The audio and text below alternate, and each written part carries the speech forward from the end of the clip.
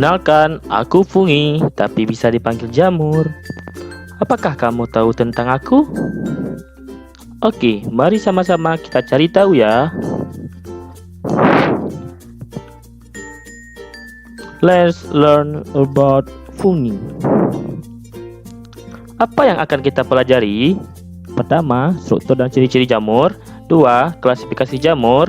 3. Reproduksi jamur. 4. Peranan jamur. 5. Mikorizа dan lichens. Jamur itu merupakan kelompok organisme eukariot, kebanyakan multiseluler tapi ada juga uniseluler. Ciri khasnya yaitu talusnya berupa benang-benang hifa yang membentuk miselium. Tidak memiliki klorofil, habitat fungi di tempat lembab. Struktur jamur. Struktur fungi terdiri dari hifa. Kumpulan hifa disebut miselium. Ada hifa yang senositik, berinti banyak, dan ada hifa yang non-senositik ataupun berinti satu. Klasifikasi jamur dibagi menjadi 4 divisi. Yang pertama Zygomicota, yang kedua Ascomycota, Basidiomycota, dan yang terakhir Deuteromycota. Zygomicota. Hifa tidak bersekat dan bersifat ekstenositik. Dinding selnya tersusun dari kitin, reproduksi seksual dan aseksual. Hifa berfungsi untuk menyerap makanan yang disebut rhizoid. Reproduksi Zygomicota secara seksual menggunakan zigospora, hasil dari peleburan hifa yang berbeda jenis.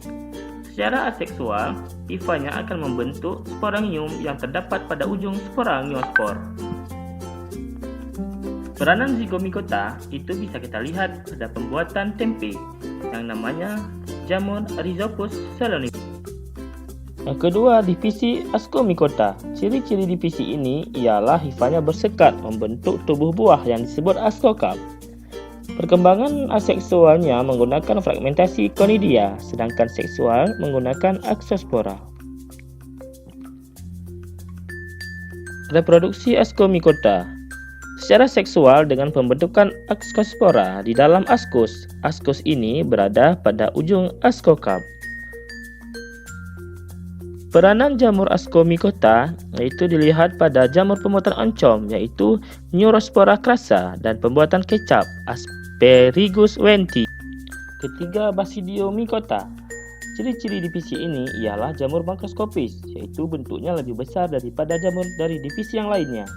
Hifanya bersekat, memiliki bentuk tubuh buah seperti payung. Perkembangbiakan aseksualnya menggunakan conidia, sedangkan seksualnya perkawinan antar hifa.